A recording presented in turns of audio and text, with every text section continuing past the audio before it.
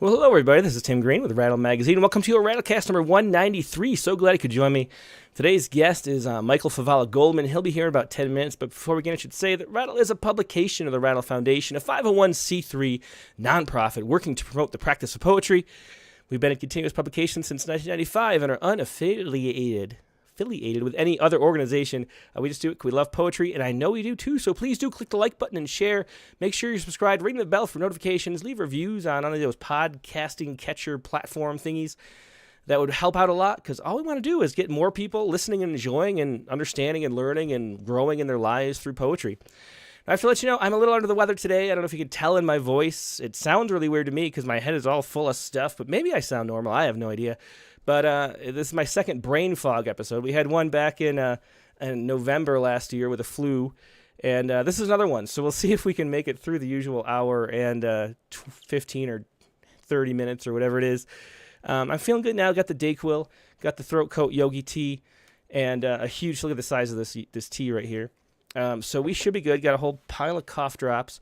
And we're going to start out like we usually do with the Poet Respond Poet. And we have just a wonderful poem by a wonderful poet. The Wreck of the Edmund Fitzgerald is the poem. And David Kirby is here to talk to us right now. Hey, David, how you doing? Hello, Tim. I'm doing wonderfully. I don't know how I've done it. I've avoided COVID so far. Having said that, I'm tempting the fates, but better not to get it, right? Yeah, you seem to be doing great, though. You seem to be your cheerful, normal, articulate self. Well, thanks. I appreciate that. I don't know how long it'll last, but we'll see. The gas kind of runs out maybe toward the end of the show, but let's talk about this poem because I loved it. It's in your usual style, or your most well-known style. We could say it's one of those braid poems, weaving a whole bunch of things about the truth and reality and Gordon Lightfoot. So tell us how this poem came to be. Well, it's like a lot of my poems. I just began to look at things that interested me and to kind of, move them around like pieces on a chessboard and look for some kind of emotional connection that would bring them together. And the biggest part of it, I thought, was going to be the wreck of the Edmund Fitzgerald. So I head toward that. But as you know, and as you know from being familiar from my poetry in the past, they don't always start out that way. They head in a direction that the poem tells me. Tim, you've probably noticed that a lot of books these days, almost every book that comes out seems to have a theme. And I was talking to a graduate student yesterday. She just passed her prelims. So Barbara and I had her over for a drink. And I said, what's your dissertation going to be about? She said, I don't know. And I said, good. That's what I want to hear, because my way of doing it is you just write, you write and then you listen to the poem and let the poem tell you what it wants to be. And then you look at 50 or 60 poems and you let them say, okay, we're the ones who volunteer to be the book and we're the ones who don't care about that. And we're going to step aside. Maybe we'll appear in a book in the future. But it just seems to me that poetry ought to be driven by the love of language and the love of entertainment. And, it's showbiz. It's a kind of a specialized niche, shall we say? But it's what you want to do is give pleasure first and let theme arrive later. And so, I just messing things around and realized this is really it's really a poem about what works, and what works is not always the truth. What works is just a good story. Mm-hmm. And I was wondering if you did you write the whole poem this week, or did you have notes on a poem like this so that when Gordon Lightfoot died, he came in as the final piece? Because there's so much research that is involved in these poems. What was the process like over the course of the week? I'm sorry that Gordon had to die to make this possible, but you as you're suggesting, I did have a lot of pieces, and they were approaching critical mass. And I don't torture myself too much over writing. I love to do it, and a lot of people complain about how difficult it is, and others suffer this and that. I just, nothing makes me happier than sitting down and working on a poem. So, when I heard about it, I said, okay, time to make a extra pot of coffee and get busy. And so it was largely there, but it took the emotional impetus of his death to make it, go from critical mass to being actually finished. Mm-hmm. Well, it's a long poem, and I want to hear it all. So why don't you go ahead and read it if you don't mind? It's The Long Mother, by which in poetry, it's not the Iliad or the Odyssey, but it is close to 5 minutes. Yeah. The wreck of the Edmund Fitzgerald. Everyone's good in a crisis, says my brother-in-law's wife to my brother-in-law, who seems less than pleased to have this information, he having just said, I'm good in a crisis, in response to her assertion that he's not really good at anything, picking up after himself, taking turns with the kids, cleaning the kitchen after a big meal that she has shopped for and prepared. Bravado, the marvelous, the startling, these aren't as impressive as that which is steady, consistent, reliable. Not Faustus, but Penelope. Jack Gilbert says as much in his poem, The Abnormal is Not Courage, which describes a 1939 Polish cavalry charge against German tanks, their sabers flashing as cannon fire cuts them to pieces. Although the best thing about this story is that it never happened. The cavalry came across lightly armed German infantry and dispersed them, though the Poles themselves were routed when German reinforcements arrived and fired on them with machine guns. The tanks appeared only after the battle was over, as did journalists who saw the tanks and the dead men and the horses and drew the wrong conclusion. Although, in a way, the cavalry charge actually worked, since it halted the German advance long enough for a Polish battalion of foot soldiers to retreat to safety. But isn't the story better the way Jack Gilbert tells it? Who wants to hear about a mistake? If you're going to tell a story, make it a good one. Be patient. When 18-year-old John James Audubon came to America, he found some eastern phoebes nesting in a cave, and having heard that they returned to the same spot to nest every year, he decided to test that idea.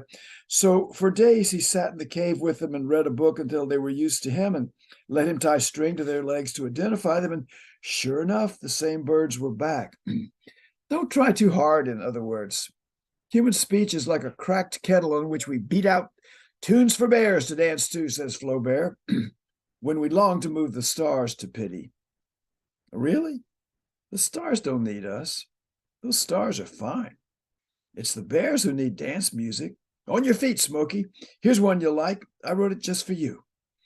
Besides, every 100th time we sit down to write a bear song, we write one that leaves the stars shaking with sorrow, their tears raining down in torrents, and then evaporating in the atmosphere before they reach us. Beauty can't be targeted. That was Ezra Pound's mistake, says Brodsky, a surprising one for somebody who lived in Italy for so long. Beauty is a byproduct. Beauty is the stepchild of doing one's job, as when Cyrano de Bergerac suffered a neck wound in battle and decided to study astronomy while he recovered, eventually writing a satirical novel about a voyage to the moon, thus influencing future science fiction writers, but also being discovered 350 years later by the Edmund Rostand, who made him famous in a play called Cyrano de Bergerac, in which his love for the beautiful Roxanne is thwarted because Rostand gave him a large and unsightly nose, an assertion as exaggerated as the false Polish cavalry charge, and thus, like that invention, a key element in turning a good story into a great one. Gordon Lightfoot's hit song, The Wreck of the Edmund Fitzgerald, was riddled with so many inaccuracies that the singer-songwriter agonized over his sending the doomed freight to Cleveland, for example, when it was really headed for Zug Island, when it sank on Lake Superior in 1975, and the families of the 29 men who perished in the wreck met to mourn in the Mariners' Church of Detroit, and not, in Lightfoot's rephrasing, the Maritime Sailors' Cathedral. But his friend and longtime producer Larry Waronker told him not to worry about the facts, to play to his artistic strengths and, quote, just tell a story, end quote. The Poles weren't stupid. At the time of the 1939 cavalry charge, their cavalry was already being organized into motorized brigades. After all, who won the war? Audubon's tying strings onto the legs of the eastern phoebes is the first known incident of banding birds. Cyrano didn't have a big nose, but Edmund Rostand gave him one. The wreck of the Edmund Fitzgerald charted at #1, and before long, shipping regulations were changed to include survival suits, positioning systems, depth finders, increased freeboard, more frequent inspection of vessels. None of this would have happened if Gordon Lightfoot had made sure all his facts were correct and the song had turned out to be a dud. Writing isn't hard. You just have to be patient. You just have to get everything right. That's great. Thanks so much for sharing that, David. David Kirby with the wreck of the Edmund Fitzgerald after Gordon Lightfoot, who died this week. And let me ask you before you go, what do you think about the assertion in that poem? Do you think that, how much do facts matter in a poem? Is that something that you worry about, getting everything right? You know, I wrote an essay for LitHub called on Melville mendacity and my problem with the truth, because I write a lot of nonfiction. I really started out as a literary scholar and began to write poetry as well. My poetry got a lot more notice, so I just kind of put all my effort into that. But I actually wrote a book on Melville in which I said he had never been to Italy because I realized I didn't want him to have been to Italy. And then I found out later that he was. And that's when I said, okay, I'm going to give most of my time, most of my energy into making stuff up because, that's another way to teach. As Picasso says, art is the lie that reveals the fiction. So I'm trying to be a better and better liar. And the thing about reading something in a poem is that I don't think anyone has ever emailed me and said, oh, that was a big whopper you told. That's just not true at all. Because I mean, do you watch do you watch Gone with the Wind to learn Civil War history? I don't think so. We know it's a fable. So I've become a fabulist more than a truth teller, and I don't know. So far, it pays the bills at my house, and it's just a lot more fun. Well, that's great. Well, thanks so much, David. Always a pleasure. Great poem, and thanks for being on today. Thank you. Yep. Take care. It was David Kirby with Sunday's poem. Now we're going to take a quick break and go to today's main guest, Michael Favala Goldman. So sit tight, and I will be right back with more poetry.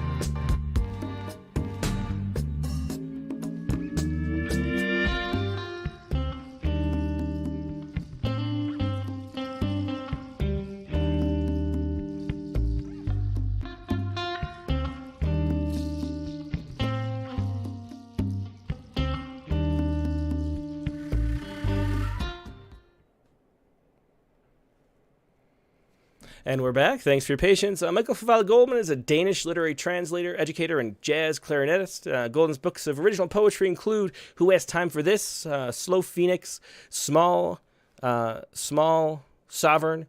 If you were here, you would feel at home, and this may sound familiar.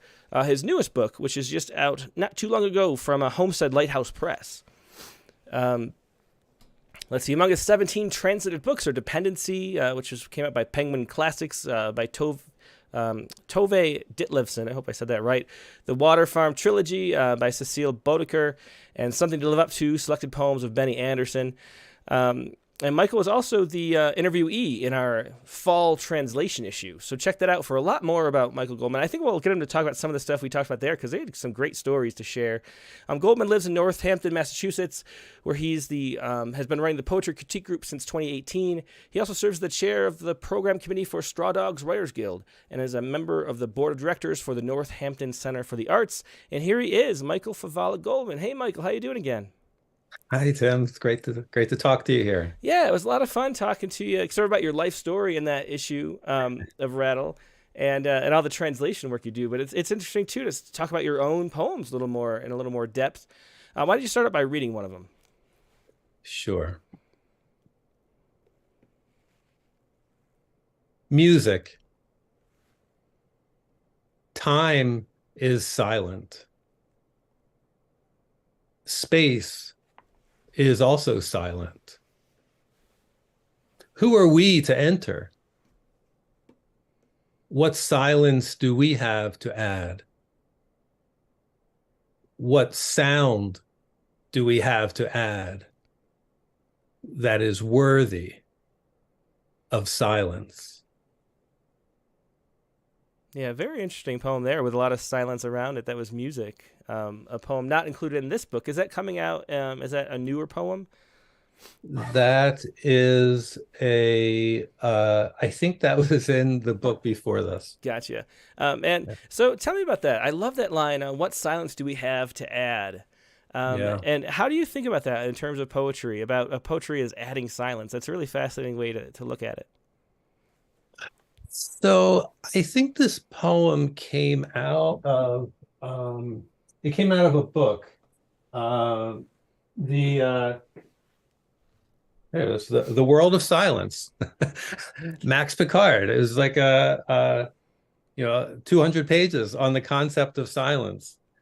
And where I ended up is that is silence the ultimate? Is that the pure form? Mm-hmm. And what are we doing to it? Are we adding anything? Are we contributing something positive to it?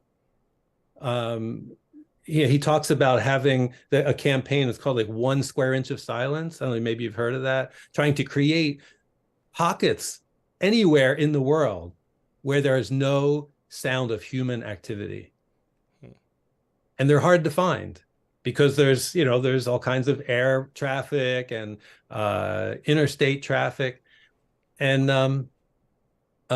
so for me, so how it relates to me and writing and poetry is that and music for that matter too, is that I would like to have anything that I create and put into the public sphere to be something that is worthy of breaking the silence, that there's some kind of return to the reader, to the listener. So that's where the poem comes from for me. And then there's this other thing, right? It's called music, right? But music isn't mentioned in the poem. And yet music is this this medium that can communicate through silence directly without words. And there's something in poetry that also communicates between the words that you can't explain, which is why you need the poem. and so that is also a kind of music, that thing that can touch our hearts, that can reach into us with diverting our intellect or our strategic mind. Yeah, can you talk a little bit about being a jazz clarinetist and how that relates to poetry, since you're talking about music now? That was one of the things I wanted to bring up. But is it pockets of silence in the same way when you're doing jazz? And is the silence there between the notes just as important as the notes themselves? Would you say? Just like we're superimposed on time and space, everything we say and play is superimposed on silence. So yeah, the silence is just as important, and it's just as hard to communicate through music as it is through poetry. Like, to be able to get into that groove where something deeper is coming through, and it's not just something it's not something you're inventing consciously, but and especially if you're with a group, that there can be it's a rare thing. It's really hard to write a great poem. Just like it's really hard to get into a space where the music is playing itself. But it's such a joy when you get there. So tell us a little bit about your background. The translation issue started out with a great story about how you ended up speaking Danish. So what was the journey? Can you sort of chronicle the way you entered poetry, telling a little bit about that story, and then also how you got into writing your own poems and how you became a jazz player too?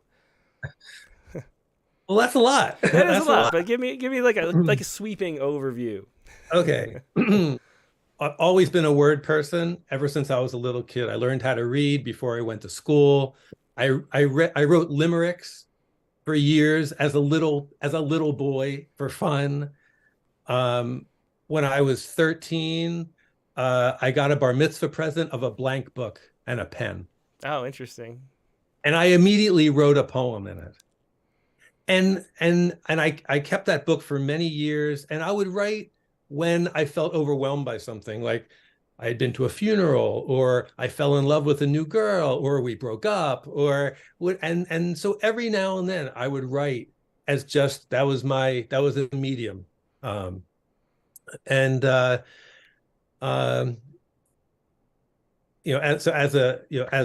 a teen, I was on a literary magazine in high school, editor-in-chief of my the school newspaper, right? So I was writing, but it wasn't central in my life. Mm-hmm. And it wasn't for many, many, many years. So when I was 17, I'll just touch on that story. I enrolled in a summer exchange program, ended up in Denmark, kind of randomly. It was a Scandinavian program. They could have sent me anywhere. And I was going to be there for 4 weeks, staying with a family. And the last week I was there, the younger sister in the family and I fell madly in love with each other. This was 1983, before the internet existed. We ended up writing letters to each other every day for a year, saw each other the next summer, wrote each other for another year, saw each other the next summer. 7 years later, we got married. So the second time I was in Denmark, which was 2 years later, I taught myself Danish, working on a farm in Denmark to impress her father, basically. And I've been reading Danish literature ever since to kind of keep up my language chops. And so I became bilingual basically when I was 19, with a language that is not super useful in the United States. So I've had a couple of careers. I was a personnel manager for an environmental group for 5 years. And then I got into remodeling, and I was a carpenter for 15, 20 years, contractor. And that's basically my most recent full-time gig. I let my license lag last year after not working in the field for the last 10 years. But did a lot of remodeling, bathrooms, kitchens, and whatever. I dropped out of college after one semester and never went back. As Mark Twain says, I didn't let school get in the way of my education. Mm-hmm. And about right. Okay, so I'm bilingual in Danish. I'm working full time as a carpenter, and I'm reading Danish literature for 25 years until I really fall head over heels for a Danish poet, Benny Andersen, who you mentioned. Mm-hmm. I start translating his poems for fun, really, and also to share them with my friends and family, because I think he's so amazing that they'll appreciate it. And I start sending them out by email, and soon people are sharing them with their friends and family. And I have a list of over 100 people that I'm sending out translations to each week in the evenings or on the weekends when I'm not working. I write to Benny to tell him what I'm doing. And he says, next time you're in Denmark, why don't you come and visit? So he's the national poet in Denmark. He's a big celebrity over there, the all-time best-selling poet. And I'm a carpenter in Western Massachusetts. And of course, I'm just like, yes, of course I will. And I'll never forget the moment standing on his doorstep to knock on his door, seeing his door, the nameplate on the door, and realizing that my life might change right now. Yeah. And it did. Yeah. Well, it's so interesting too. I don't think we talked about carpentry at all, but all the careers you've had tie a lot into poetry. I mean, carpenter, a poet is a maker, and in doing anything like that, you're making things come into being that wasn't before, and there's some sort of joy in that. What do you think the common thread is between those three different careers, the translator, the carpenter, and the jazz? Because it feels like there's some real strong connection there. So one of them is attention to detail and discipline. So I was a trim carpenter mostly. So I installed a lot of tile and wood trim, also roofs, but I moved up in the field, and I would always be sent to the most difficult jobs with the most difficult homeowners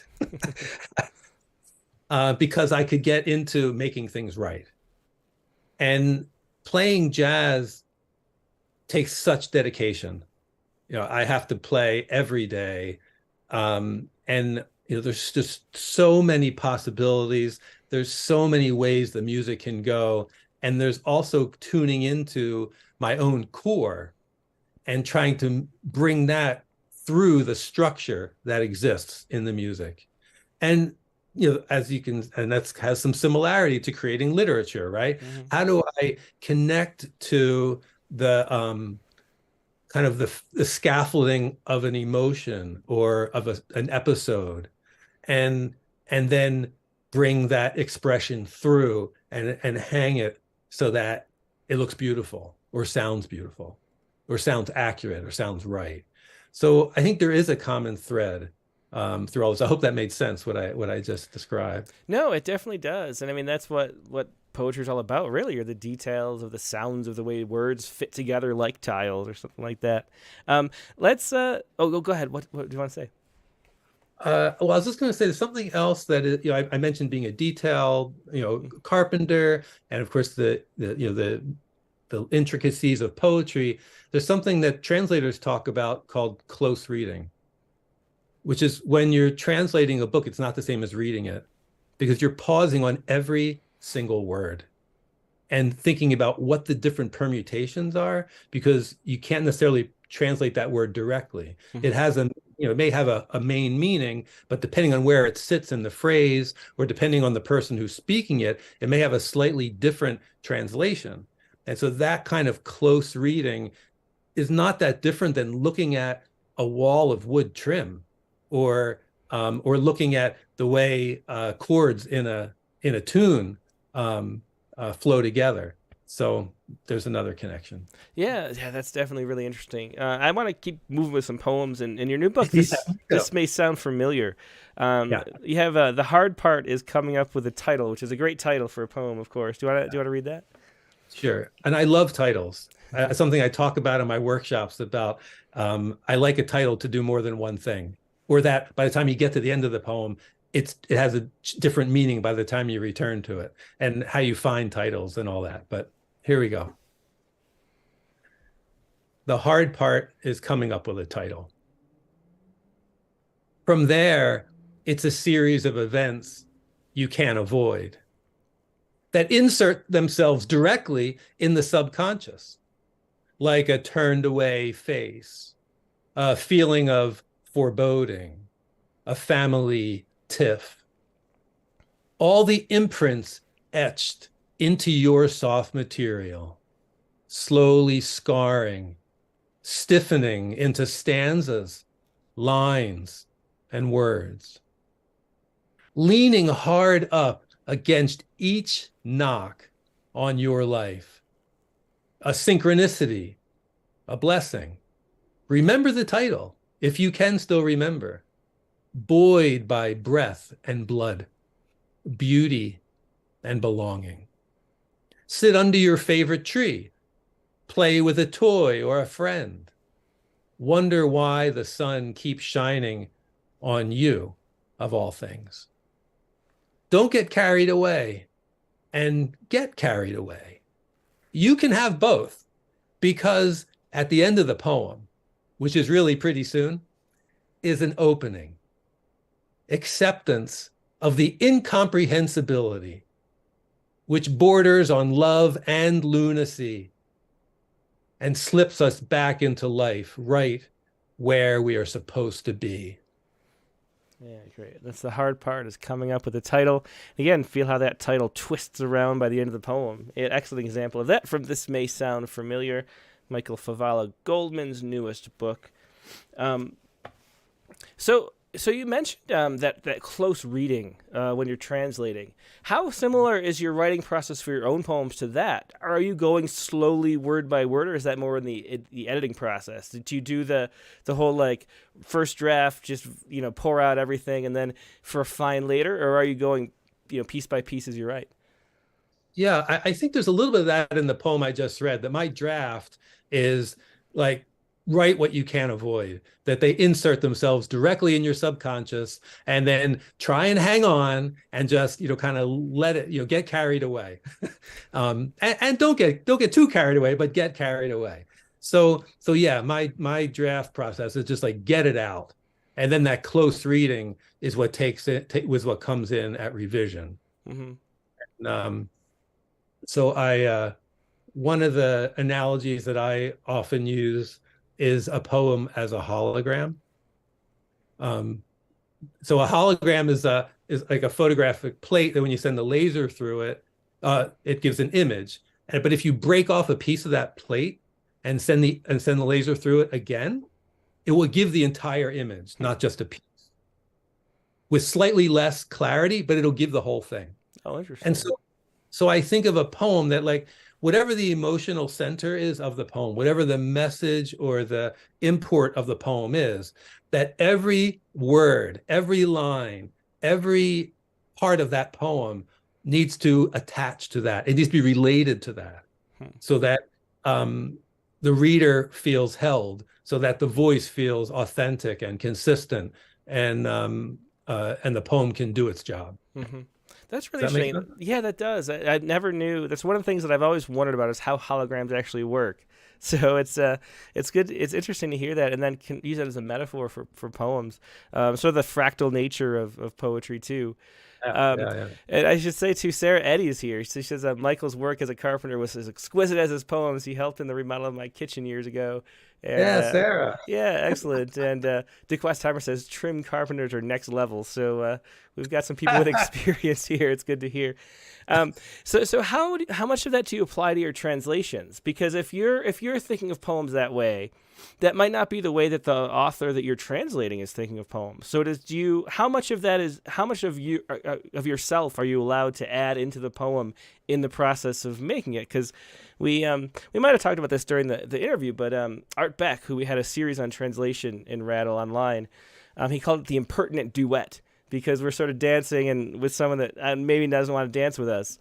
And that's the process of translation. So how much leeway do you give yourself for adding concepts like that into poems as you're translating? Yeah. So generally, very, very minuscule. My Udgangspunkt. So my jumping off point. Sometimes the Danish word comes out first. My jumping off point, or my basis as a translator, is to hone in on or tune in on the voice of the original author, or the voice of the original text, and to get there like an actor taking on a role in a play, and to try and stay in that register, stay in that voice, and follow its lead, so that anything that I want to do becomes secondary, really, that I kind of disappear. That's what I wanted. I want to disappear, so that the reader has as much as they can, will have a similar experience as the Danish reader did when they read the Danish original. Mm-hmm. So I tend to not play around and experiment with any kind of other imposed theory, or even what I want, but really continue to return to, what does this text want? What does this poem want, so that it can resonate with itself, so it can agree with itself. Mm-hmm. Yeah. So is it hard to shift hats between the translator and the poet? Do you find yourself, is it difficult to come up with your own writing after being in that mode so often through 25, I think it is, books? Yeah. I feel like it's really similar, and I get just as much joy, I think, from both of them. That sense of it's like being in the, like the Zen space, where I'm so tuned in to the piece, whether it's the Danish or it's my own writing. I'm so inside of it that, like, time becomes irrelevant, space becomes, I forget, there's something going on in the other room or whatever. So it's a place I love to return to, whether it's translating, or whether it's writing or revising or editing, and even leading workshops. I mean, like, it's like getting into that. And I think that's another thing that relates to music and carpentry too. Mm-hmm. Is that when I'm working in a room, right? Everything is forgotten except this right here at arm's length in front of me. And when I'm playing on a tune, that's all I can hear, that's all I can see is the music, my bandmates, and what's happening with my fingers and my breath. Mm-hmm. Yeah, I always wonder about that, because it's so interesting. We talk about losing ourselves when we're creating art so often, and and so many other activities. When we play sports, we do that. And music is the same way. It seems like there's something that's interesting, that's different between poetry and music to me, and that music is you're getting lost in sort of a collective. Because if you're in a band, someone else is setting the beat, and there's an audience that's sort of providing the energy, and sort of everyone's on the same wavelength. And there's this way that your sort of self dissolves into the collective around everybody. And then when you're reading a poem, it's like in the opposite direction, but you're still losing yourself, because you're losing yourself in like the music of one voice. So it's almost like, like merging with a galaxy versus merging with a black hole or something. That kind of singularity, that experience where you become someone else, but it's someone else in particular. Do you find that a difference between the experience of poetry and the experience of music? Because there is this way that, and also too, I think about like extroversion and introversion when it comes to this, because there's a way that fuels, the collective fuels energy, like slam poetry too. It feels like sort of a religious revival type thing, where the preacher's up there and the whole congregation is like going along, and everyone has sort of one voice and one emotion. And that seems like the music side, the extroverted side, the galactic side. And then the page poetry is like the opposite. Do you find that too, or do you feel like it's all the same, losing yourself is losing yourself? I feel a strong similarity of being in the flow, whether it's with interaction or not. I feel like it's the same material. And it's really beautiful when it can be collective. I mean, those are like some of the unforgettable experiences. Mm-hmm. And whether it's in music or in a poetry group, I mean, you can get there. and you can also get there by yourself. Yeah. Yeah. Oh, very interesting. We have a couple questions already, and so I should say, if anybody else has questions, please feel free to leave them in the comments. A lot of people have read the interview with you already in Rattle, of course, who are listeners here. Some they might have stuff they've already thought about. And there's two here we'll pass along, then we'll do another poem. But Dick Westheimer asks about translation. He says, in translating, how do you take the music of the poem into account when translating? Will you sacrifice the right word for the right sound? Which I guess is maybe the ultimate translator's dilemma. Yeah. So so there's a famous there's a poetry is what is lost in translation. I think it was Robert Frost maybe said that. And so there are at times you have to let things go, and yet on the next line you might gain something that wasn't there. So what I find in translation is that it's not just what's lost, but also what's gained. That in translating a piece, I might have to not be able to fully explain a certain cultural context, or I might lose a part of the original music, but I might find another music, and I might find another meaning that is related to something that happened in the poem that is unexpected. So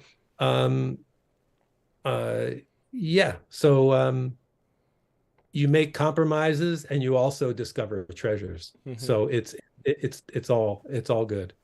Yeah, a similar question, a good follow-up maybe from Monica Dobo. She says, Michael, how do you go about translating untranslatable concepts, like duende as the example? But if there's no English translation, you mentioned that a word that came out in Danish, which doesn't have an English word, but you had to use a phrase. What do you do when there's things that are so far removed, so much part of the culture that you can't really translate them? Can't, it's like I'm not sure that can't exists. That there's always a way to approach it where you can get a taste. You can communicate a taste to the reader in your language. So I'm not sure that can't exists. Yeah. Well, let's keep up with poems. What do you want to read next? Difficult definitely exists. Difficult exists. Yeah. like humor and certain cultural contexts and expressions, but there are ways to approach it that can give the flavor. Yeah, is that the joy of translating too? Like having those difficult moments where you have to make this decision. It's like the fork in the road, and you're gonna keep pushing on with one version or the other. Is that the fun of it? Is that sort of hacking your way through the wilderness? I love puzzles. I love crossword puzzles, jigsaw puzzles, and so a translation can be this where how do the pieces fit? How do I find the right pieces? Sometimes it's putting it aside and sleeping on it for a few days. It's just like with a poem. It can take a while before it falls into place, especially when you get these really sticky parts. But you can. But I don't know. I feel like you can always find something satisfying. Yeah. Oh, it's one of the great things too that there's so many different translations of a lot of pieces. You can see different people's interpretations and takes on things. But let's read the next poem. In This May Sound Familiar. I think we have Just This up next. Okay, we can do that one. So I should say This May Sound Familiar to me. It is the title of one of the poems, but what that title means to me in the context of this book is relationship.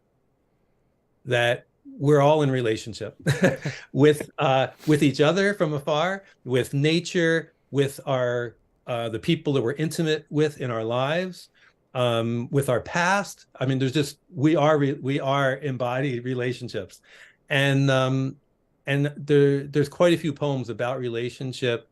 And This May Sound Familiar. What I'm getting at is that we have a lot in common about how relationships are joyful and difficult and excruciating and short and long and everything. They're just turbulent. They're just the stuff that life is made of.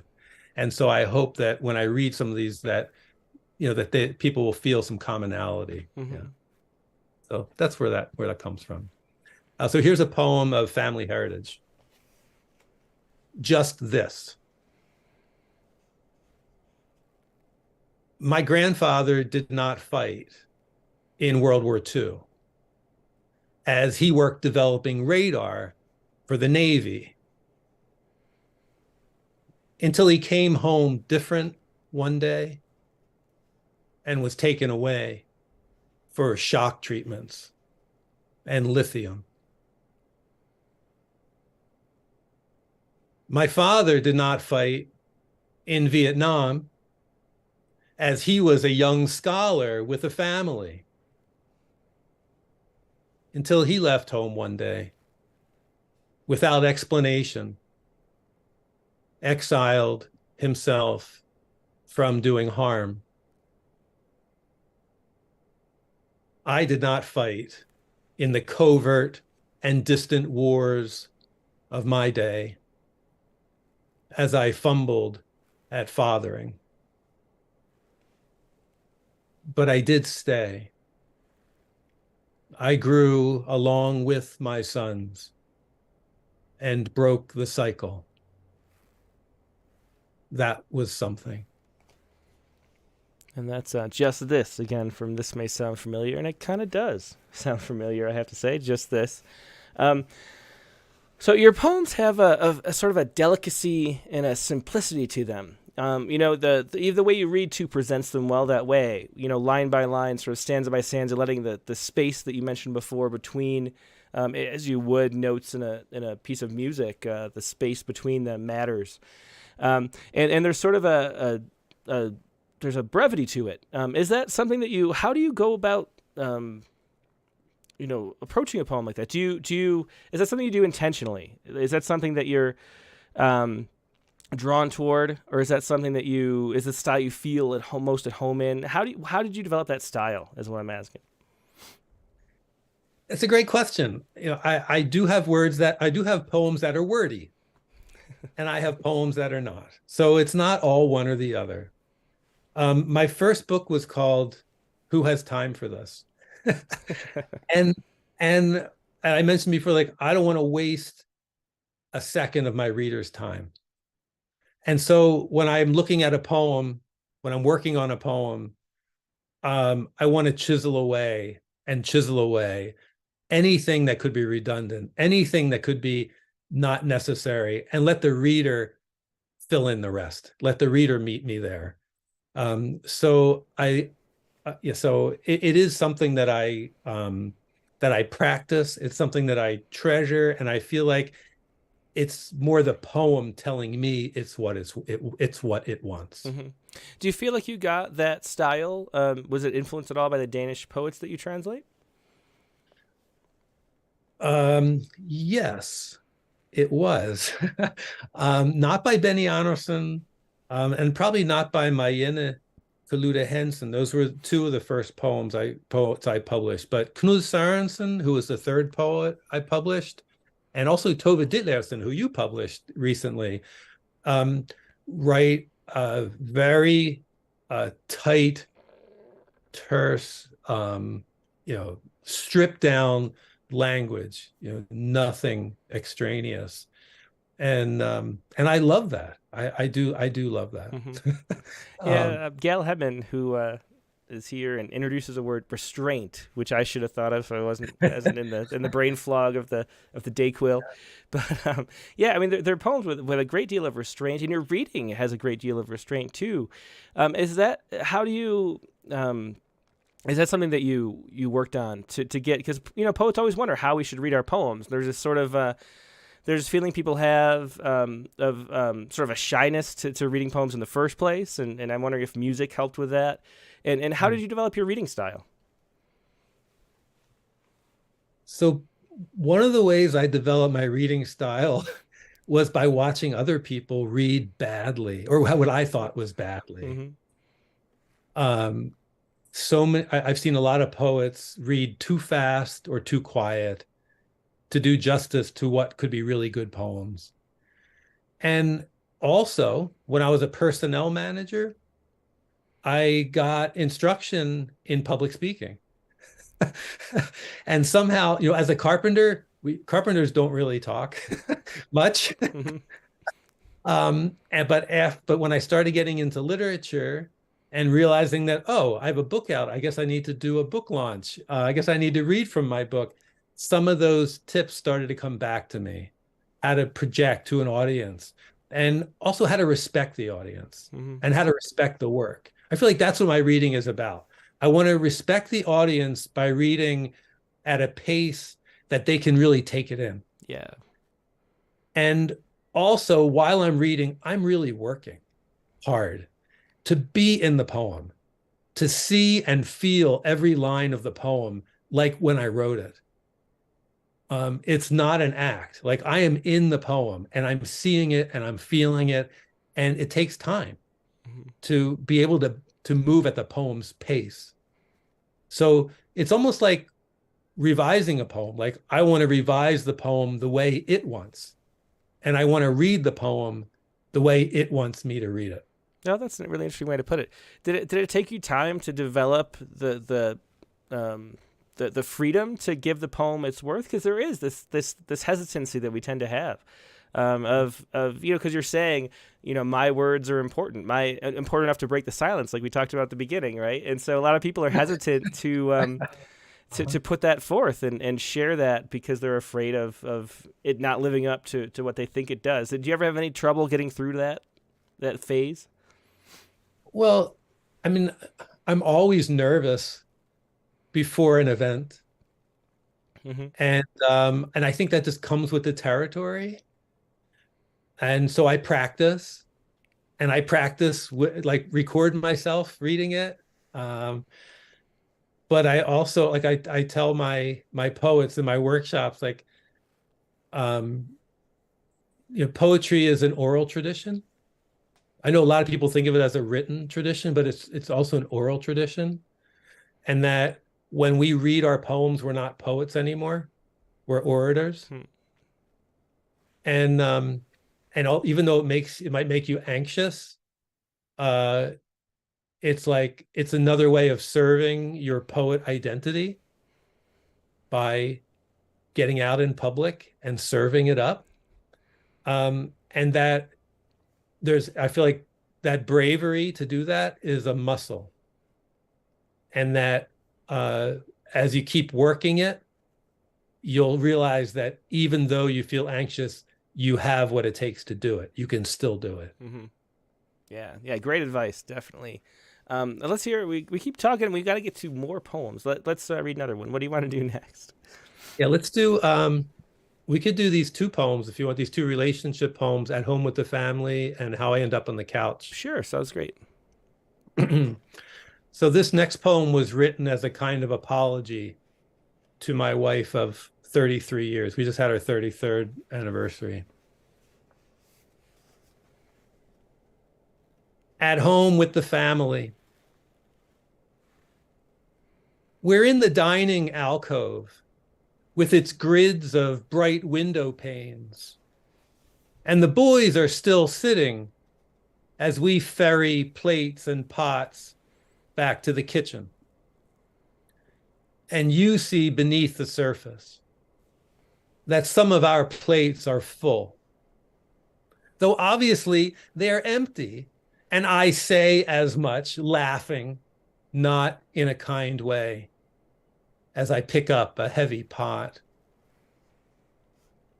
Of course, the boys see this, and you feel the plates bending, turning liquid, losing their contents, blending with the glare from the outside light, while I am so damned defined as the dishes get stacked orderly by the sink. You wipe the table, and the kids start fighting. I'll do the washing up. You can deal with them. That was At Home with the Family from This May Sound Familiar. And you want to do How I End Up on the Couch, too. Sure.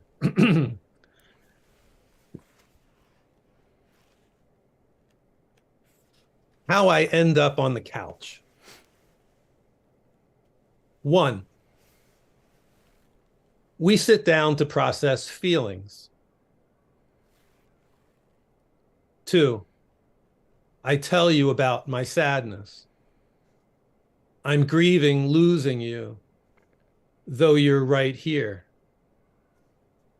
3, you are not only grieving, you're angry. 4, you point out as precisely as possible how I misunderstand. 5, I don't understand. That is how I end up on the couch from This May Sound Familiar. And, not many people can say that they met their partner at age 17 speaking a different language and then stay together for as long as you have. What was it that let you knew that was the right person? This was the real thing that you had to, go back across continents and learn another language for. What was the secret to that? Wow.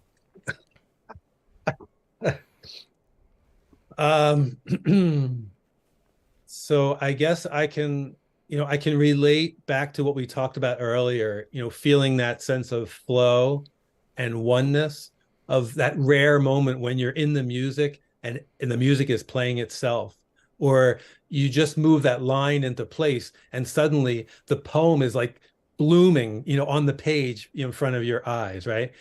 So there is that kind of comfort and synchronicity at my core when I feel it resonating with Yetta's core. And at the same time, there's so much work. There's so much discipline. There's so much persistence. There's so much that goes into just creating the next day.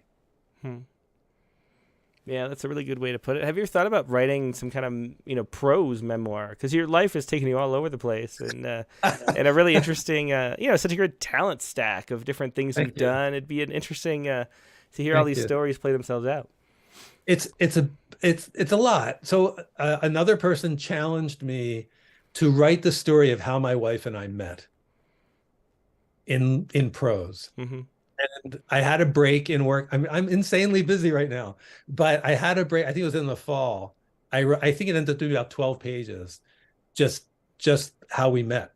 And we wrote letters for 7 years.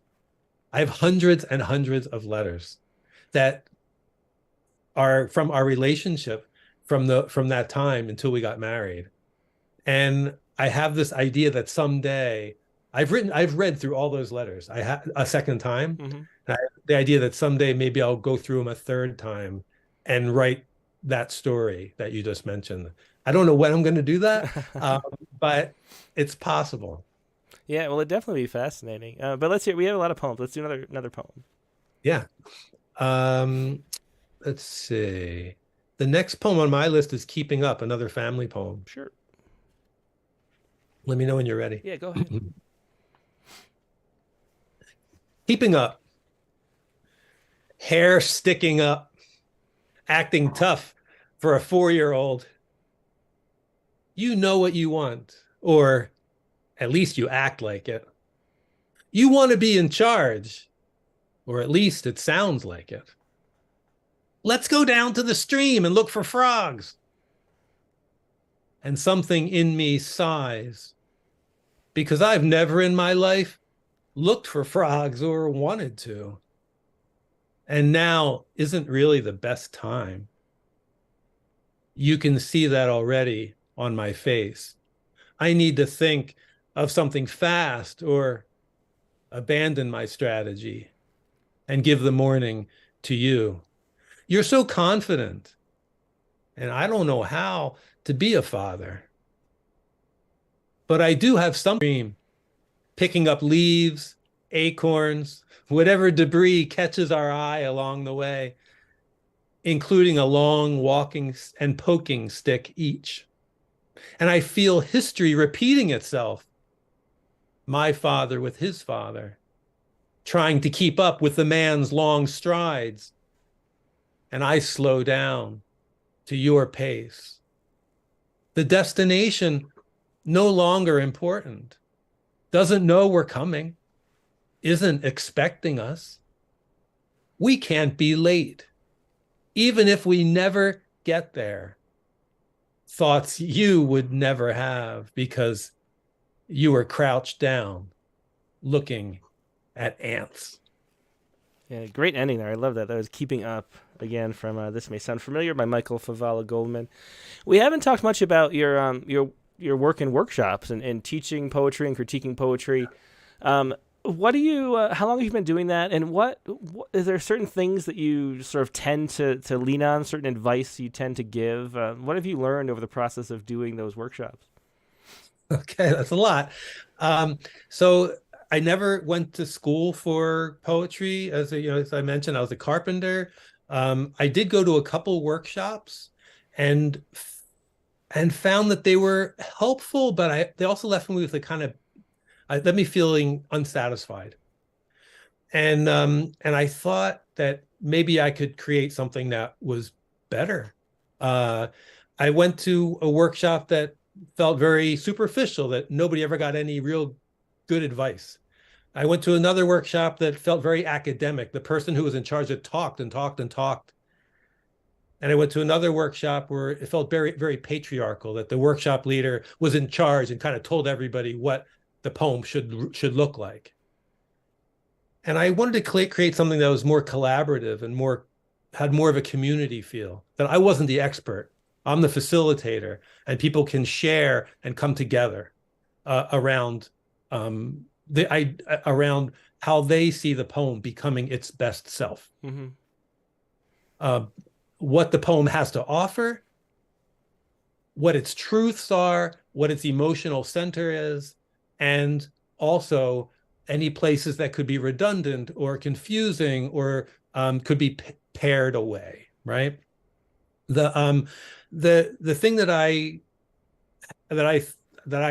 talk about the most probably is the emotional center of the poem. Like I mentioned before, that holographic image that everything relates to. But it's also this sense of community that is so beautiful, that I love so much, and why I keep doing this. I've been running these workshops twice a month for 5 years, so well over 100 of them.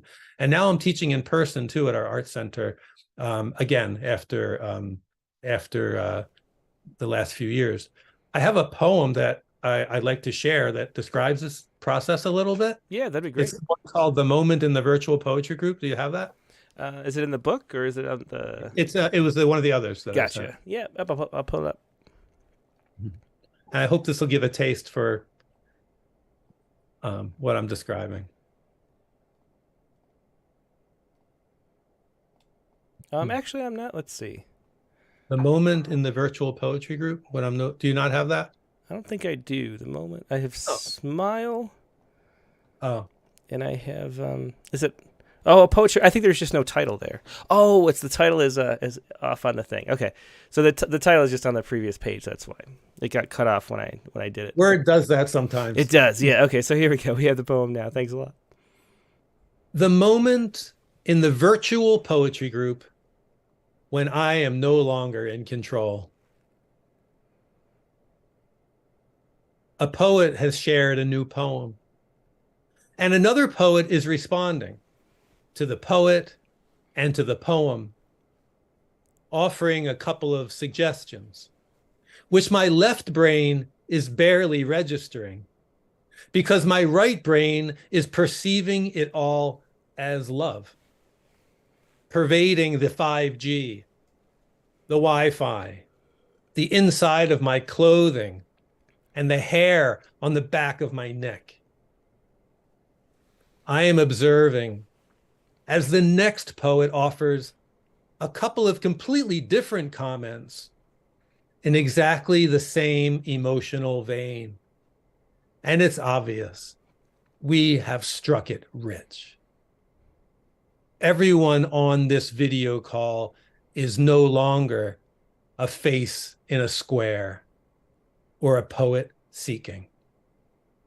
we have solved the challenges of form and content.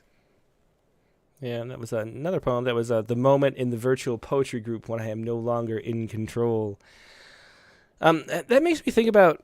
I've always wanted. I've always felt like there's too much emphasis on publishing and moving forward as like a career in poetry, and I always think about the way that poetry is done in Japan with the kukai, and the way that haiku are passed around, and just groups of people go once a month to meet in haiku circles, and they share poems about their experiences with life. Have you found a way to get rid of that emphasis on making these poems as good as possible so we can publish them in a journal and that sort of emphasis? Because there's a way that we overemphasize that, and we really don't do enough about just how much writing a poem improves your life. Have you found a way to get through that difficulty? So yes and yes. I mean, like what you're saying is absolutely it, right? So there is a great, there is great validation to get poems published and to help you to identify as an artist, to identify as a creator. So I totally see that and also promote it. And at the same time, there's a quote from a book that I'm translating right now from a Danish author who writes, "Art is research, not production." Art is research, not production. And when I'm writing, you're like, I'm doing research on myself. I'm doing research on life and how it intersects with me. And to see if I can learn something new, to see if I can be something other than what I am today. That poetry is a tool in service to me that I can use to become whatever that is, right? The future me. So it's both. It is both. It's great to get the validation to make me, and also it's also great to be to share a poem, whether it's in a community or in a journal, to be part of the conversation, to add to the conversation, right? That someone else could potentially benefit from, to love and learn from, and become something else themselves. And that is, translating poems. I mean, that's part of, I got into translating because I found them so inspiring and enriching that I still remember poems like a couple that I sent you, because I refer to them to remember, oh yeah, I'm like this, I do this. And that ability that the poem offers, that self-reflection and growth, self-awareness. Yeah, actually, really well said. I love that quote too. It's definitely, the process is what matters so much more than the product. And you think of poems as products, and thinking of literary magazines as like notches on a bedpost is something that always bugs me. Well, we're running up on time. Do you want to do one last poem? Sure. Let's do The Lilacs, which is a translation. And it's a couple of pages. I hope that's okay. Yeah, that's totally fine. Lilacs are blooming right now in Massachusetts. And this is from Mayena Kaluta Hensen, a poet Danish poet who died kind of young. She suffered from manic depression, only wrote a few books, was never famous in Denmark, but is an absolute brilliant poet, especially by the way she uses irony. Is that the poet? Is that the poet that you talked about in the interview in the issue? Who at her bedside, she gave me permission to translate her poems from her deathbed. It was the last thing she said. Yeah. So if anybody wants to hear that story, find the issue of Rattle. But let's hear one of her poems. I'm really excited to hear it. So this poem taught me. It was like, even coming today to this interview, I'm reminded of feeling anxious and being so thankful and grateful. And this poem is what I return to when I got a big event coming up. The Lilacs. I know of nothing worse than when the lilacs are blooming. All year I look forward to it. And if it weren't for the thought of how beautiful the world can be when the lilacs are in flower, I would not make it through. the winter's sad darkness and cold. I love lilacs. To me, they are some of the most beautiful things in the world. But as soon as they start to bloom, I suddenly feel afraid. Now the time is coming that I've been looking forward to for so many months. And how am I going to enjoy it? Will I be able to get enough out of that beautiful but all too short period when the lilacs are in bloom? I never feel I'm ready. If only they would give me another week.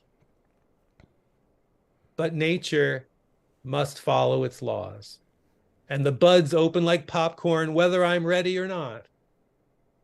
As long as the lilacs are in bloom, I play hooky from work, decline all invitations, barricade myself inside my home with lots of red wine and canned goods and blackout curtains. Don't willingly go outside unless it is absolutely unavoidable.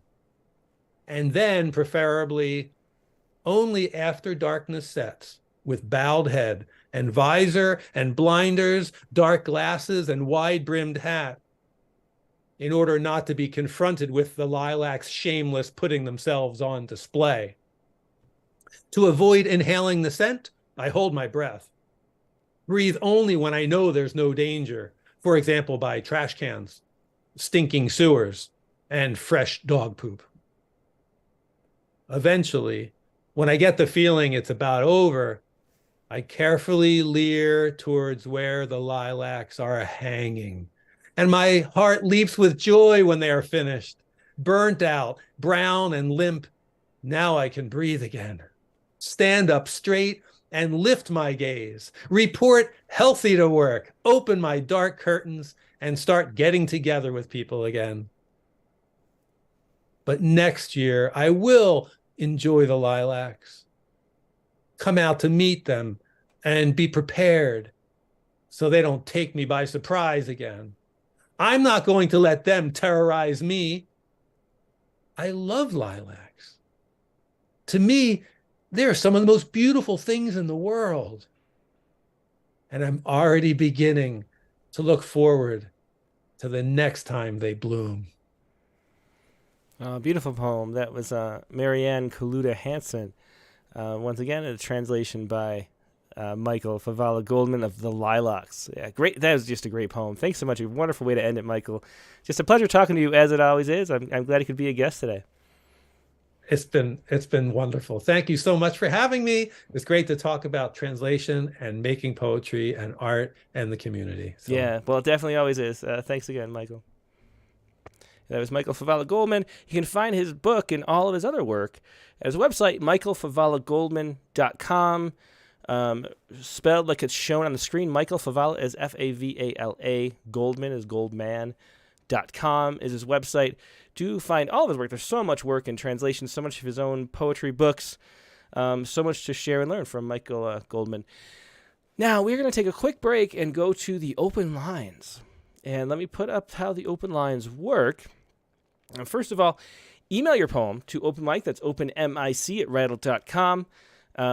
And then find the Zoom link. I'm going to put the Zoom link into the chat windows on Facebook and YouTube. Only jump over if you want to share a poem. But if you want to share a poem, email it to me so I can show it on screen. We can read along and then go over the Zoom. If you just want to listen and enjoy everybody else's poems, sit right where you are. It'll keep streaming on Facebook and YouTube, so you don't have to go anywhere. But we do love an open mic, and especially new voices, new people who might be watching. So do join us at the Zoom link. I'm going to take a quick break, and I will be right back with more poetry.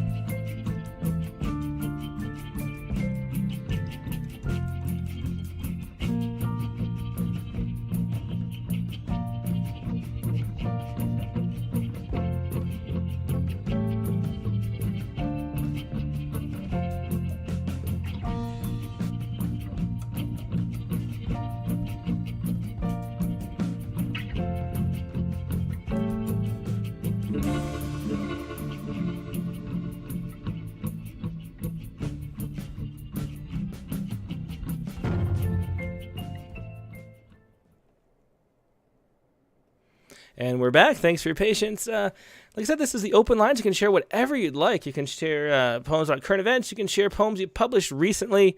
You can share, I don't know, anything you want. Anything you wrote today, anything you had published. You can share a prompt poem. And the prompt for last week was based on that wonderful book that we read, the New Voices Anthology, where a whole bunch of guests came on sharing poems written confronting pictures from the Holocaust. It was a wonderful book.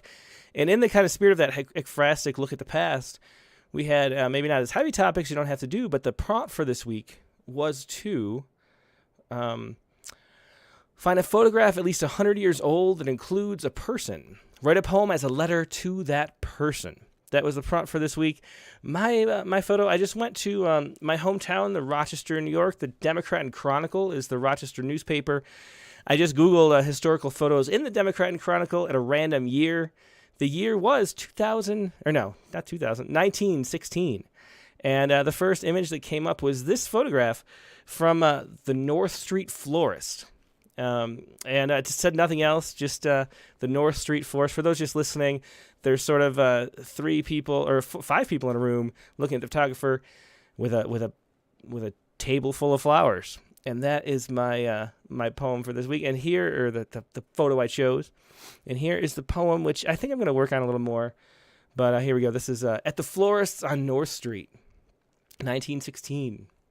All 4 men in the frame fix their gaze on the camera. But you eye only the irises, the buckets of baby breath grown in a greenhouse on Goodman. The Great War is growing too, but your arms are crossed, so lost in the arrangement, you don't notice the flash of the flash bulb. The poses, I think that's a typo, the poses of those men behind the counter, their photo for the paper, but why? Something was blooming that day, but what? The archival tag says only the where and the year, and if you had something to say, I can't hear. That's my little poem At the Florist's on North Street. But let's see what you did, and if we have photographs to share, that's always a lot of fun. Let's go to Mike Bales first. We usually do Mike toward later on, but he popped up pretty quick. Hey, Mike, how you doing tonight? Pretty good. I'm a middle guy usually. This is fine. I spoke to a quarry, actually. I didn't hear about the person. Thank heavens for the special collections section at the main branch of the Davenport Public Library. One time I was thinking of what to write, and I do some of my writing at libraries for a different setting, and I was sitting right below a black and white photo that was taken in 1917, and it was of a quarry that used to be downtown. The area has a history. It was a quarry. I don't know where else it was also once a machine tool place. My dad, when he sold machine tools, probably even sold something to him. Now it's a YMCA. So it's changed, and it was 1917, the photo. Yeah, very cool. So yeah, interesting look back at the past. Let's hear it. So this is to the Davenport quarry. You rose from dirt and ashes to make bricks and tiles and create a new world. You were born of inspiration, but mostly sweat, of stout young men who came to you for the lives they sought. In your time, you lay still at the feet of the hill. As your face was carved from the land, the mighty Mississippi, flowing in nearby shores, spoke to you. A mound of dirt towered over the edge, near the edge of a city street, and passengers in slow-moving cars witnessed your unrelenting work. A waitress in a diner served a cup of joe and talked about a moment of glory when a war overseas was won. Very interesting. Yeah, look back 100 years ago. Similar to my thoughts about that poem, that photograph. Yeah, thanks for sharing that, Mike. Very cool. Think about the history that goes by and all the places we're in. Special collections might like it with all the history stuff they do. Yeah, for sure. Down there. Yeah, definitely. Okay. Thanks for sharing that, Mike. Okay, thanks. Okay, next up, let's go to Emily DeFerrari. Hey, Emily. Yeah, you're here. How you doing tonight? This is the first time I think I've successfully gotten on the Zoom. Excellent. Well, really, I think I've seen you before. I think you have. Maybe a long time ago, Maybe a while ago. Yeah. So, what do you have to share with us?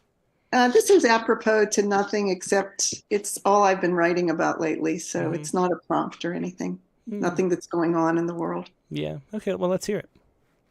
These onions don't make me cry. That's the title.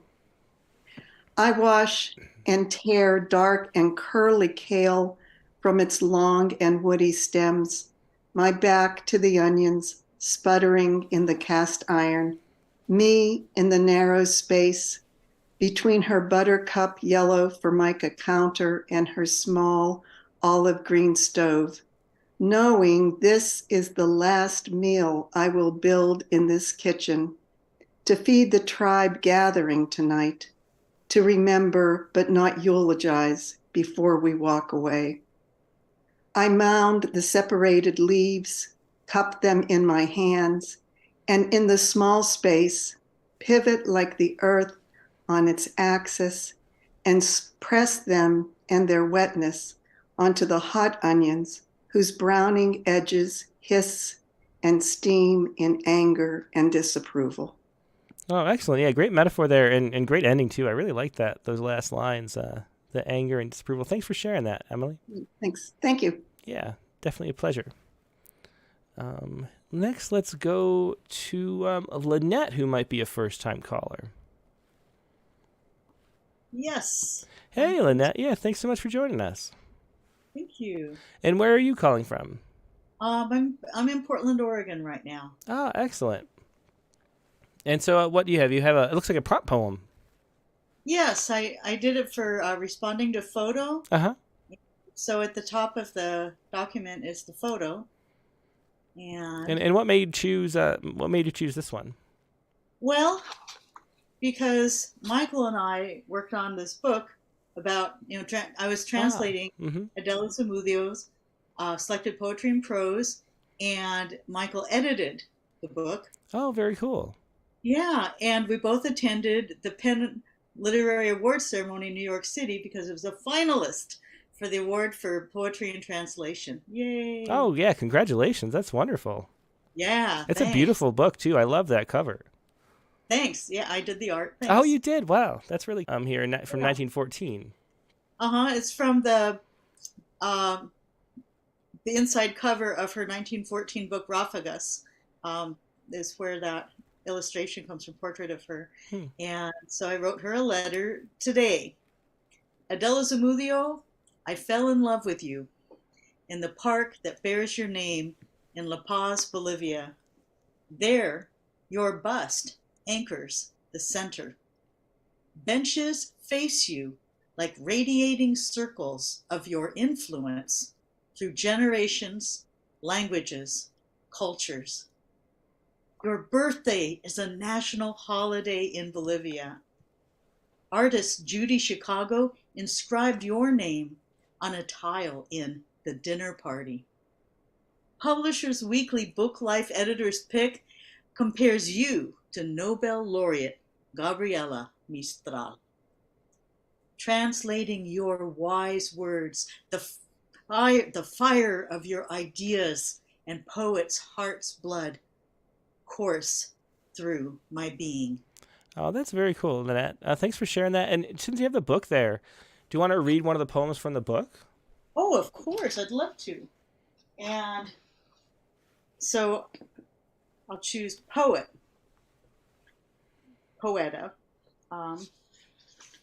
which is on page, I'm not sure if I have it bookmarked or not, so I'll look in the table of contents. Poeta.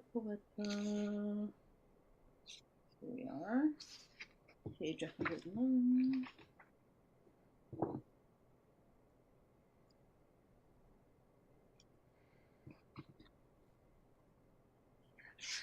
Okay.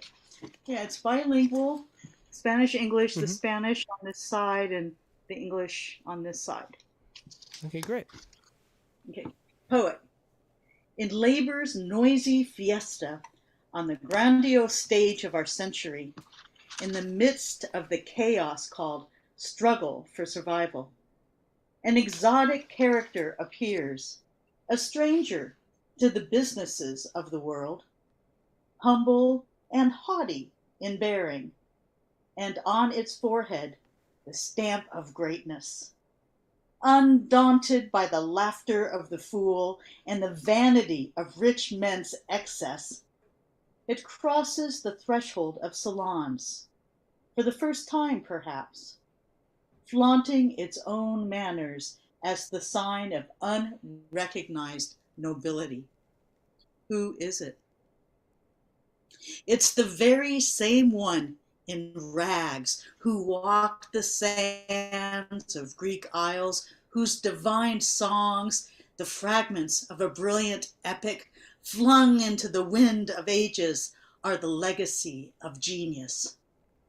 It is the same one, a pilgrim on the plains of Gaul, pilgrim who, on stormy nights, tired and trembling with cold, knocked on the door of the paternal home and was invited in with kind concern, and after a hearty meal entranced the hosts with ballads, legends. It is the same one who next to the grill gate in front of feudal castle walls plucked hidden beauty from the vibrant and melancholy lute, challenging despot's fury.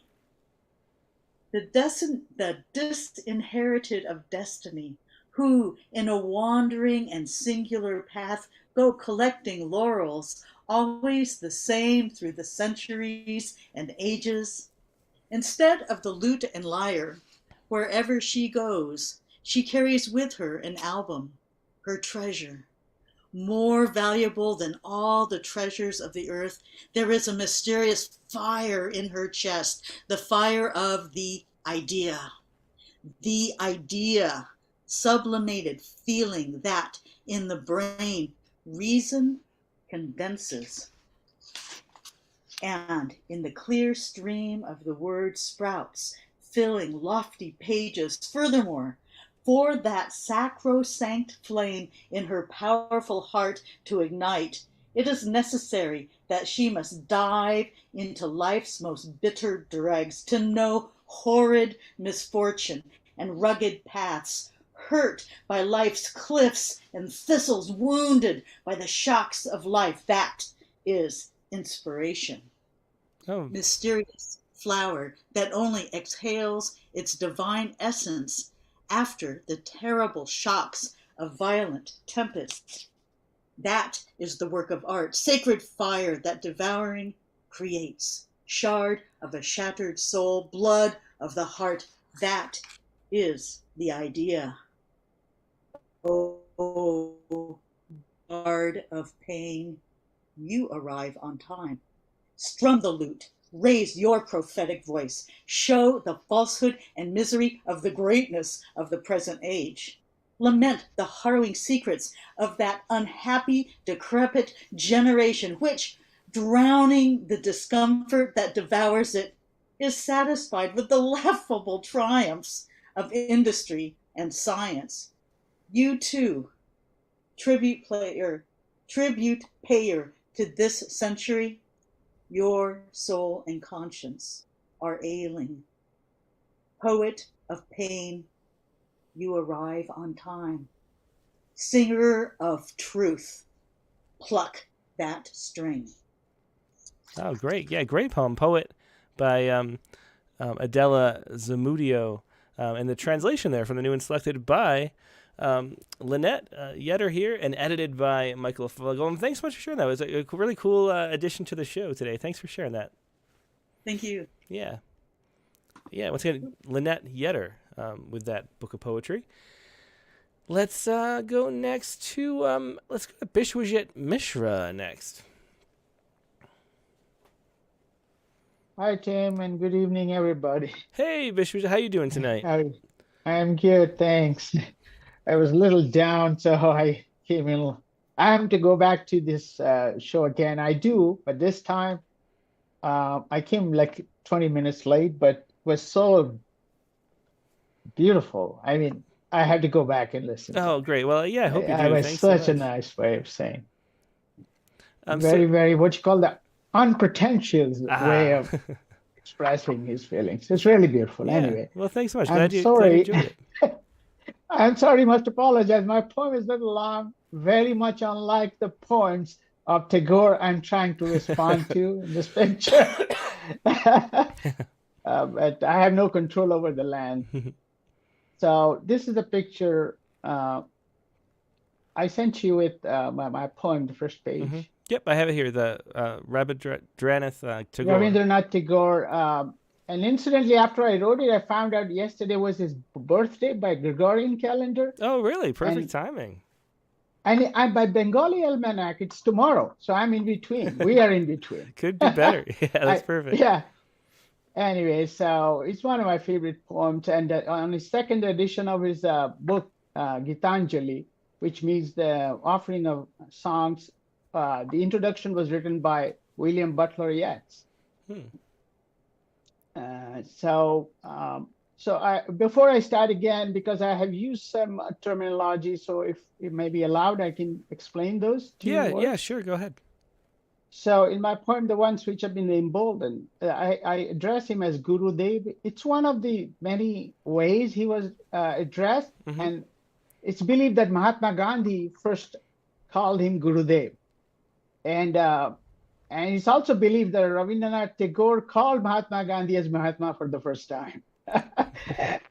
So it could mean like a teacher, or exact translation could be Your Holiness, the Guru. But again, this is the difficult part to translate. And Kavi Guru is a master poet, whatever you can think it.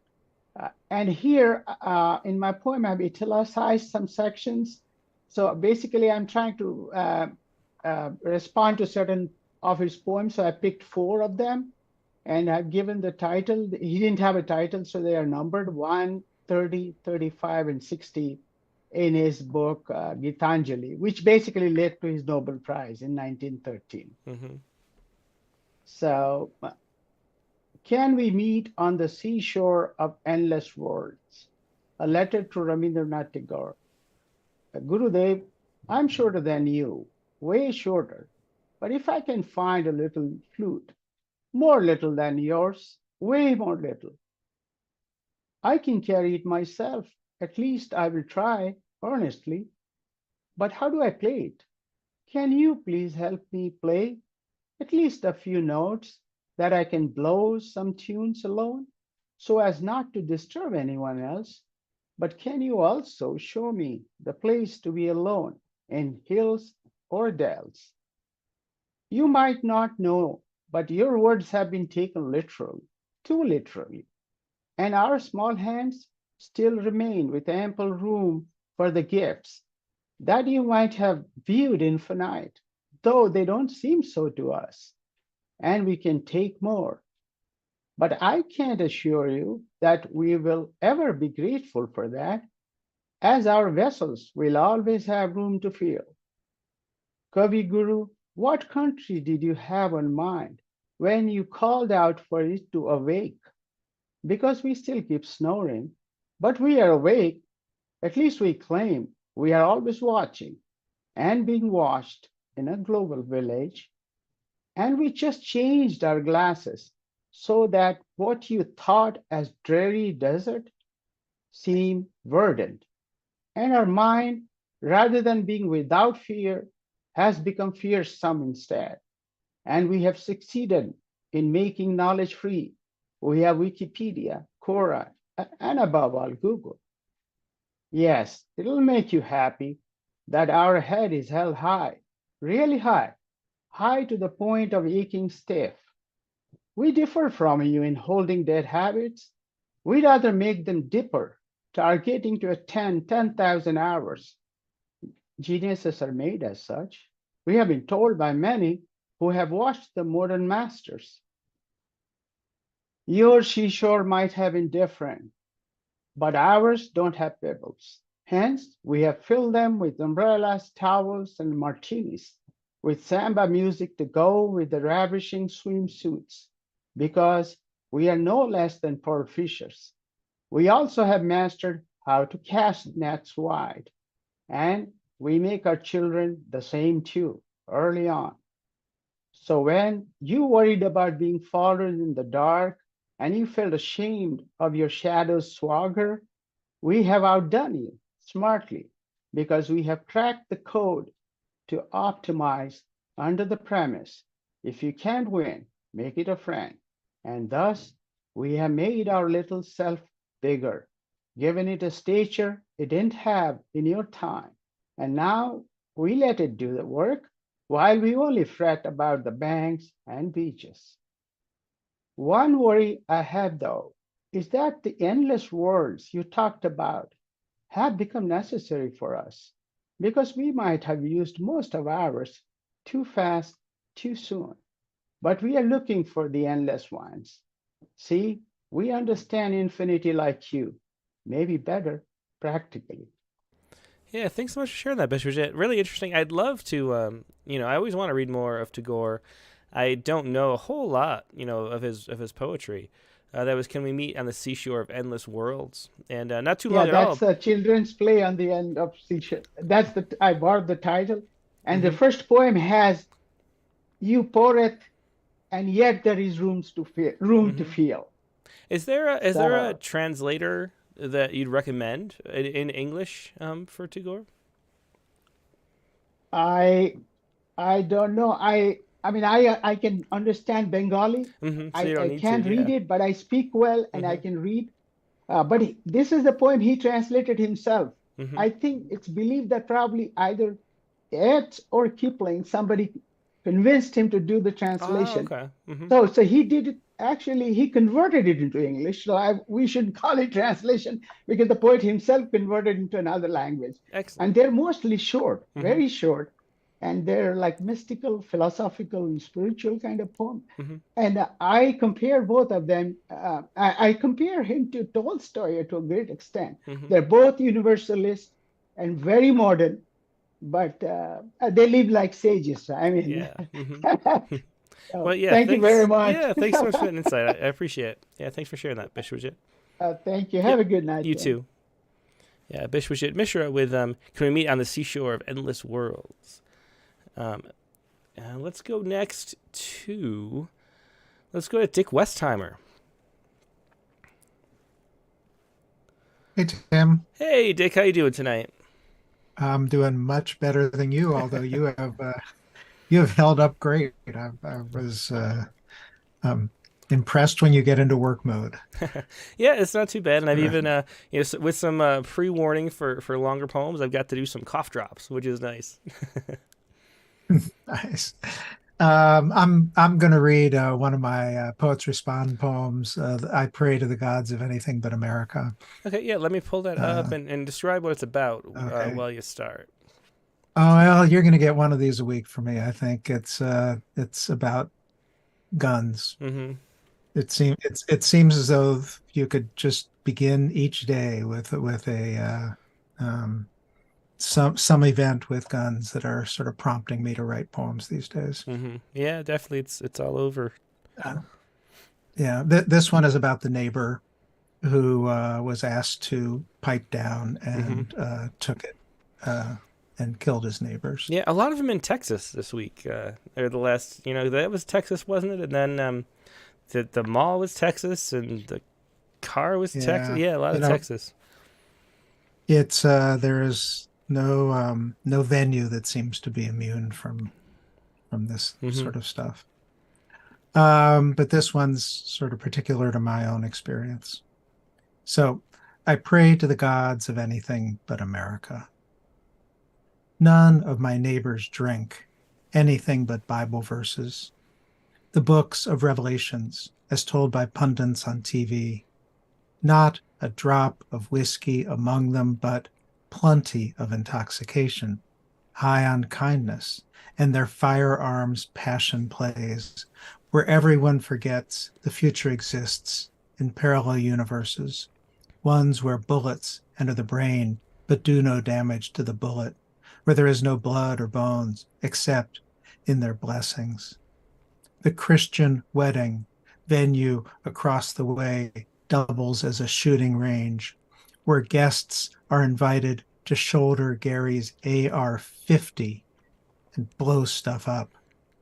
Gary doesn't swear, but when a concrete block shatters to dust, I hear a guest crying, "Holy shit!" A stunned prayer to a god who sacrificed his only sanity to the sound of cannon fire from backyard USA. After church Sundays, Lyle takes his boy out back with their Ruger rimfire and damages some cans. Each afternoon in late spring, when leaves turn from pale to summer dress greens, Bill and his buddies down the way gather with their Glocks and SIGs and Hellcats. I've seen them caress those things, admire each other's grips and hammers. They sight down gleaming barrels, faces lit, parted lips in an O, each with one eye closed tight, like right before climax. I don't stick around for the act. I don't like to look. I never complain to any of them about anything but the weather, and only curse them in pacifists' epithets in private when I take walks in the nearby woods and am dropped by rapid-fire shots and thunder gun cracks on clear afternoons. From my knees, I pray to the gods of anything but 2A and the graven images of America. Pray that I make it out alive. Yeah, thanks for sharing that, Dick. That was I Pray to the Gods of Anything But the Graven Images of America. I think you changed the title a little bit slightly since submitting it, right? Oh, yeah, I guess so, yeah. Yeah. Well, thanks so much for sharing that. It definitely is a topic, that we never run out of ammunition for. That was... it's true. It's been... sure you're getting your share of them, and it has to be a little trauma-inducing for you to get. It kind of is. I mean, every it's been Poetry Respond is almost 10 years old. We're approaching the 10-year anniversary, I think, and it's been the probably the most common topic because there is no solution that anybody wants to propose. So it just keeps happening. But thanks for making poetry out of it as always. Yeah, thank you, Tim. Take care, Dick. Bye. So Dick Westheimer with I Pray to the Gods. Next up, let's go to Katie Dozier. Hey, Tim. Hey, How Katie. are you doing? I'm Holding good. up. Yeah, I'm doing all right. We're making it through. How you doing? Great. So David Kirby's one of my favorite poets, so I was pretty excited he had the PR poem this week. It was fun to hear him read that too. Yeah, it was, and we didn't have the audio, I should say, because of a glitch on Submittable. Didn't send me his email with audio, so now we have it. So if anybody wants to read it on the website, they can, or listen to him read it on the website, they can do that too. But yeah, great poem as always from David. So what is it that you want to share this week? Hi, I did the prompt poem. Mm-hmm. I feel like I don't know if a hyben counts as like a letter to the person in the Sure, photograph. you can hyben a letter. That's part of the tradition of hyben, I think. So this is based on the photographs by Moybridge. So I incorporated, I think in the version I sent you, one of these like stop motion photographs, like he does the grid, which people have probably seen. And so I watched the Kentucky Derby and I was thinking about that. And then I was thinking about everybody talks about the horse. They don't talk about the jockey. And I felt kind of bad for the jockey. So I decided to write it from him. Oh, that's so interesting. I've seen that Moybridge photo so many times I've never noticed the jockey. It's true. Yeah, come on, notice the jockey. So this one's for the jockey, even though you could argue that by the end of the poem I'm not even talking to him. So maybe I'm just doing what everybody else has done to this poor guy. But at least the poem is to him, so he gets some amount of credit, I could say. So this is called Horse in Motion Hyben, to G. Dom as photographed by E. Moybridge. Perhaps you're the person behind the phrase jockeying for attention because I raced to Google your identity, a lone silhouette atop a thoroughbred.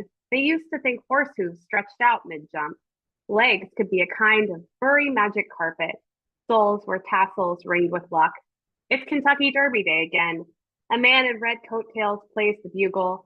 Hats become birds, almost swallow people. A mint julep muddled sky. How they train the camera to ride a drone, shudder, and then fly along beside. white stripe down the dark furlong, a blazing star. Very cool. Yeah, that Kentucky Derby is always interesting. So it's a Poet Respond poem too, Horse in Motion Hyven. Thanks for sharing that, Katie. And Katie and I, of course, do the Poetry Space on Twitter. If anybody wants to join that on Thursday at 3 p.m. Eastern. The topic for this week is news poems. We're going to talk about writing poems about the news. Just an hour of casual chat, and then it becomes a podcast. So it's one of the three things that we kind of do around with Rattle. So, Katie, thanks so much for being here, and looking forward to Thursday, too.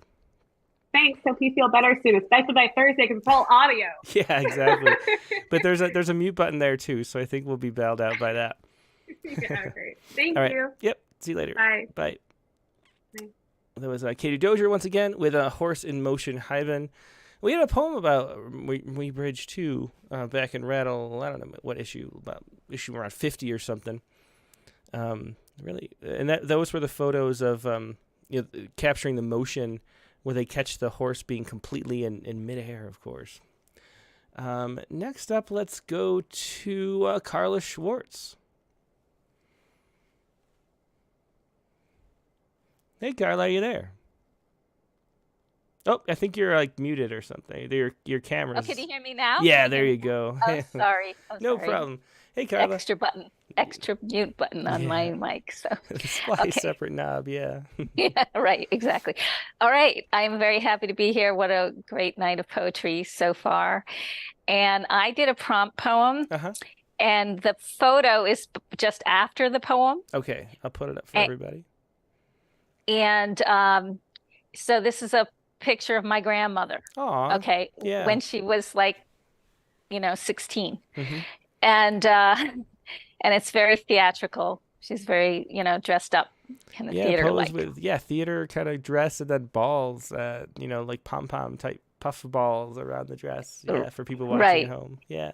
Right. Okay, so this is called Not Merely a Player on This World's Stage. All you have to do is stand still, pretty girl, and all the boys will flock to you.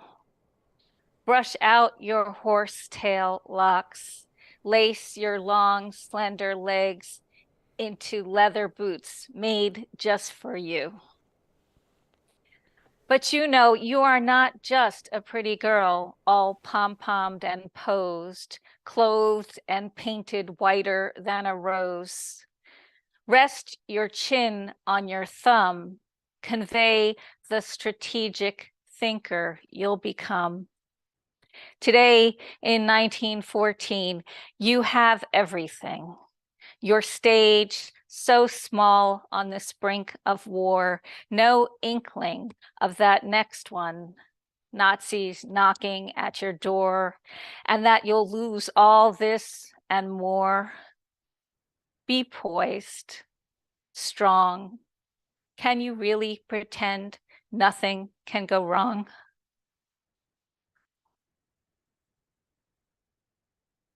Oh, thank you. Thank you very much.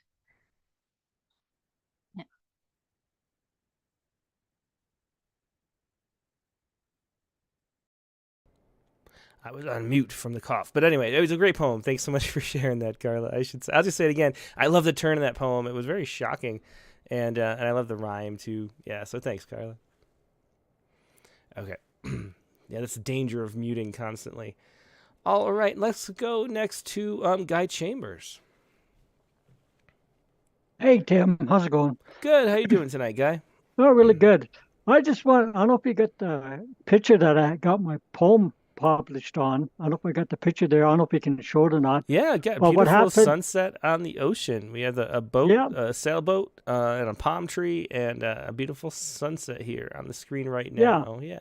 Because I'm with Parkland Poets, and what they did last year is they got some photographers get together with some of the poetry, and what happened, I put my name in there, so I got one photographer give me some 4 pictures, and then we had to write poems about it. And actually, these were in Stony Plain, Alberta. They put it up in a gallery for quite a while, hanging in the gallery. So this is what it came out with the poem. With that poem, I thought it was a really good picture. It just took me right out the bat. Saying, I got to write a poem about this. It's called Eventide. Eventide. Distant sailor delight. Prayer of the night. Eventide. Still and calm. Soothe whisper in the blooming clouds, giving warmth of life to the twilight. Romantic skies for angel eyes. Sailboat, peacefully anchored to the arm of the sea. Graceful sigh, resting for the night. Mast high and tight to the brief while. Hush, shoreline, to the passion skyline. Pledge harmony on the coming day. Hey, beautiful poem, beautiful photo. Thanks for sharing that, Guy. Yeah, I guess they say you have to only do 30 lines, and that's so kind of compact. I thought it was just powerful. Thank you. Yeah, thanks so much. Right. Yep, that was Eventide by Guy Chambers. And Mostafa Sarwar is up next. Oh, you're still... Yep, there you go. Oh, I unmuted myself. Yeah, Thank how you doing tonight? I am doing great. Like, if you look in my background, on the left-hand side, the first 2 rows are all Tagore's books. Ah, That's wow. complete works. Oh, cool. And it was like, we call it 25th of Boisak when he was born. And I will start with 2 lines of him. Okay. Because I speak in Bangla. That's my main language. Yeah, that's English great. is my second language. সন্ধ্যার আগে ঝিলিমিলি ঝিলামের স্রোতখানি বাঁকা আধারে মলিন হলো যেন খাপে ঢাকা বাঁকা তলোয়ার. I just read 2 lines of his নির্ঝরের স্বপ্নভঙ্গ. Anyhow, first I would like to give you good news. I wrote a poem in Bangla which was published 4 days ago. Oh, excellent. It's a very political slogan. It says, I would like to chop the head of the money tree. It is my protest against the corruption in Bangladesh now prevailing in the government in particular. It became viral now. It got everywhere. Like already like is like about 20,000. Oh wow! Congratulations. Yeah, it's and a corollary one also today. One editor requested and I sent it. Anyhow, now I'll be talking about the poem which I wrote. Again, a good news.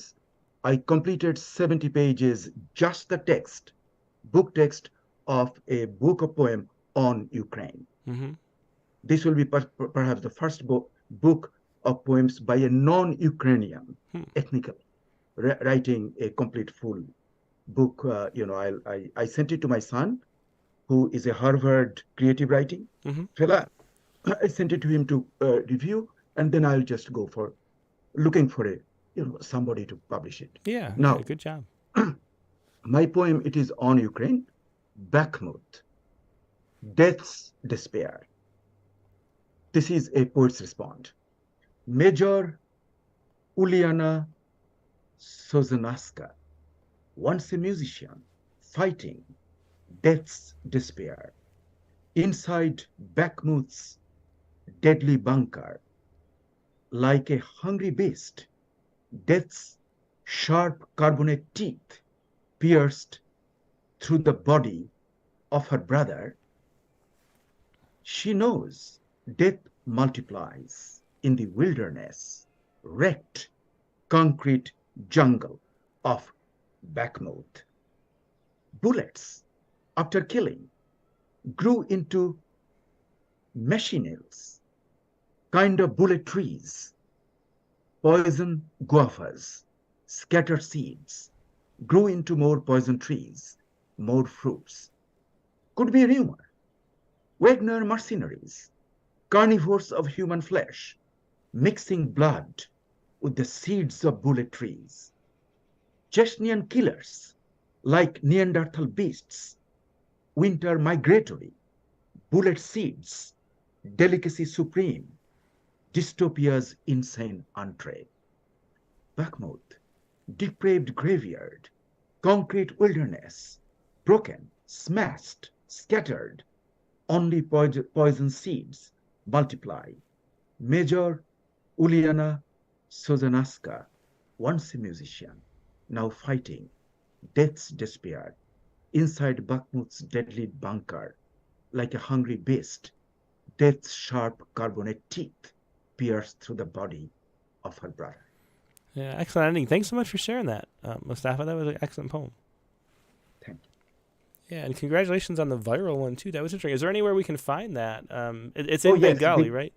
Yeah, no. But but very interesting, when they published it, already they translated into English version, both reading, both in Bangla and English, and also the English version is right there.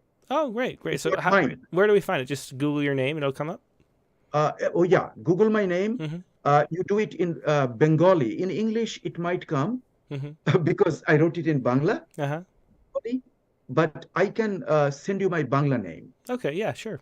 If you Google my Bangla name, you will say like at least 500 listings. English name will be almost close. Because I do a lot of other things. Gotcha. I was the Vice Chancellor. I was the Commissioner of the Regional Transit Authority. I was the Provost. So, a lot of things I have done. So they are in the news all the time. Yeah. Okay, well, great. Well, thanks so much. I'm looking forward to finding that and giving that a read, too. I'm going to send it to you to your email address. Okay, yeah, please do. Promise. Okay, thanks. And I would like to translate one of your poems. Okay. Yeah, I'd be happy if you to. permit it. Sure. Oh, yes. That love poem. Where you used a metaphor which I never can even imagine. That double-edged tapes. You remember? Yeah, I do. Yeah.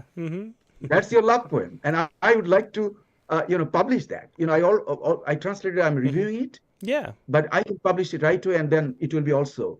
Like you can see it there. Sure. Yeah, that'd be cool. Thanks so much. But I want your permission. Because without permission, editor is not going to accept it. Gotcha. Yeah. Okay. Yeah, we'll do. Just email me that and I'll, for sure. Thanks a lot.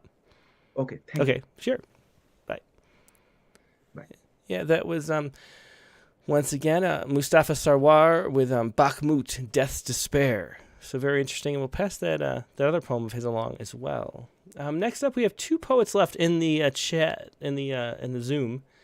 Tanish Carr is next. Hi, Tim. Hi, Tanish. How you doing tonight? I'm doing good. Let's see if it'll work. Can you see me? We can't see you, but we hear you fine. There you are. It just took a while to pop on. Yeah, good to see you. Good to see you, too. So I just have this one. I've been dealing with memory a lot, and also like how to talk about trauma without exploiting myself and what I went through. So this is this new style I'm working on, prose poetry, or like I don't know if it would be called memoir in verse or something like that. It's just one small section. And I think I gave you a photo. Yeah, I have it up on screen right now. And this is a photo of your mother. Yeah. Yeah, that must have been in the mid-50s, I guess. And she passed when I was 7. Oh, I'm sorry to hear that. Thank you. That was like in 91. So, I'll just read it. Yeah, go ahead. When my mom was alive, I had always been hurt by her, and I realize now it was because my dad, what he did, and what they decided to do to cut my clitoris, the aftermath of all of that, and I didn't really want friends. I clung to her. So she went one day and introduced herself to the mom of the new girl by the corner near the main road. And there was another girl, a little older, in the house next to her, and she made me play with her, and I was happy. We used to play roller skates in my basement, which was unfinished. We'd draw chalk courses to follow, and we would sometimes ride bikes also. And at her house, it was awesome because she could get the Disney Channel, which we didn't have. And I still remember the theme song to Roundhouse. But after Mom, the fights started and it wasn't fun anymore, but we still played. But her mom talked to me about the fights once, and in the 4th grade, I stopped going over there. I thought it was about religion. And we were so different, but deep down I felt so different. I felt so different because my mom was gone and blocked out all the abuse, but still felt different from that. I just felt too different to be anyone's friend. Oh, very touching. Thanks so much for sharing that. An important poem to get down and an important project to be working on, I think it sounds like. Thank you. Yeah, thanks so much, Tanish. That was Tanish Carr with a prose poem after a photograph of her mother, which if you're only listening, you can look on YouTube to find. And last up on the open lines tonight is Lucy Chow. Hi, Lucy. Hello, Tim. How are you doing today? Hello there. It's tolerable here, but we are getting some pretty mad downpour again. Oh, yeah? And the weather is just crazy. So you did a prompt poem, and I'm showing it on screen. This is a black and white photo you sent of of cat crossing the street and sort of a policeman holding up traffic in old sort of Model Ts or whatever cars those are to let the cat cross. And the cat's carrying, is that a kitten, I assume? Yeah, so really cool historical photo. Yeah. The photo was shot in 1925 in New York, I think. Uh-huh. So it's not barely 100 years old, but close. But close enough. So I'm written this letter poem to that police officer. Yeah. I'll read it. Yeah, go ahead. Delphi and the Chaos of the New York Street, 1925. Dear sir, I'm writing to tell you something. Bottlenose dolphins are desperate to let us know before they say so thanks for all the fish and set out for outer space. Well, they know they have whispered in their signature soprano to a human in desperate danger. Coast diving off the Great Barrier Reef, he is targeted by a great white shark. The sharp, fawn, pale monster is reveling in his bloody pre-prandial prayer mood when the dolphins detect death in the brine before the rending of the first ribbon of flesh. They circle the pale, hairless, sleek rubber body like lotus petals ensconcing a sitting Buddha, keeping the first bite at bay till more rescue arrives. Saved from demise, he stumbles speechless onto strands of glittering sand, reeling with wide splendor of living again, his brain humming wordless hymns, unable to translate messages from the creatures that smile gently, sagely, to comfort and calm him underwater. He would have said thank you, but the dolphins have bearing on their way. But you already knew nearly as much, didn't you, dear uniformed gentleman with your clean-shaved, beaming face, when you raised a white-gloved hand and your shadow on the white-hot concrete floor sprouted a new 5-foot branch, and the nose of that loud-wheeled leviathan chugged slower, halted in front of the baby-carrying mother, and so did the shirted, hatted, hurrying small fry. She did not pause to purr a feline word of gratitude, but danced shyly across the road, her sharp fawn pink maw tenderly nipping the nape of her kitten so that it would relax and be still, knowing for certain that it was safe. She stared at her precious child, or straight ahead, while stepping on cautious paws towards the next island of security. You were holding the sea apart for her, white-gloved magician, enchanter of wanton wilderness. You might have studied those dolphins' secret. Random savagery might be spelled by a sweet, small, steadfast thought of true kindness for a little space, enough for the defenseless to cross to the other side alive. because there are too many poems about roadkills and not quite many, decidedly not enough about the magic of road kindness. Thanks for sharing that. Beautiful images, as always, through weaving your way through that poem, Delphi and the Chaos of a New York Street, 1925. Thanks for sharing that, Lucy. Thank you, Tim. Bye. Bye. Have a good day. It's Lucy Chow. And we do have another one came in. Alyssa is here, I believe. Hey, Alyssa, are you there? I am here. Hi. Thanks so much for joining in. So, I was on the live Facebook feed. Ah, very cool. And so what, did you email a poem in? I did not. I wasn't sure how this worked, so. No problem at all. Well, we're wrapping up for the time, so why don't we just hear the poem, and then for next time, there's a email on the screen, open mic at rattle.com, so we can show the poem as you go. But for now, why don't you just hear the poem? And what is it that you'd like to share? Oh my goodness. Well, I have to be honest, I wasn't planning on sharing a poem. Oh, okay. Well, in that case, yeah. So I'm going to say I will do that next week. Oh, very cool. Well, I hope you do. Thanks so much for listening and watching. And yeah, so how it works is that we have the hour-long interview with a guest who shares a poem from their new recent books, and then we have an open lines for about an hour or two. So anything you'd like to share anytime, feel free. Hope you can come back.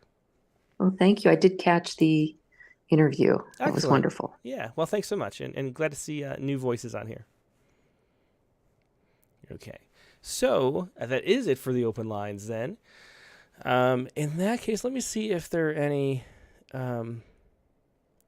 posts here. I'm not sure if I'm going to read anybody's poems this week. I think we're just going to wrap it up. Well, let's see. Sharon Ferrante sent a Chirita. I can do a Chirita because they're short. So this is Sharon Ferrante's Chirita. It's a poem for critique from last week. Never mind. We're not doing that. Okay, we're just going to wrap it up, I think. So that is the Rattlecast for today. Let me do the Sciku really quickly. And the Sciku was based on this story from Smithsonian Magazine is where I saw it. It was right here. And unfortunately, Smithsonian Magazine has a lot of pop-ups. So let me delete the pop-ups. I don't want that. I don't want that. Okay, so here is Smithsonian Magazine. Here is the story that caught my eye while I was in the airport waiting for a plane. Surging brain activity in dying people may be a sign of near-death experiences.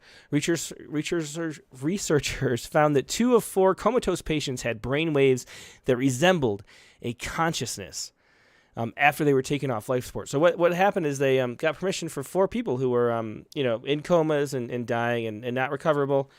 And they got permission from the families to put them in an MRI machine to see what was happening while they were dying, while they pulled the plug. And they found that 2 of the 4, at least, which kind of makes sense because not everybody reports near-death experiences, but 2 of the 4 had a sudden burst of neurological activity in a region of the brain known for consciousness. So that is basically it. They're cardiac arrest survivors who had to be taken off life support.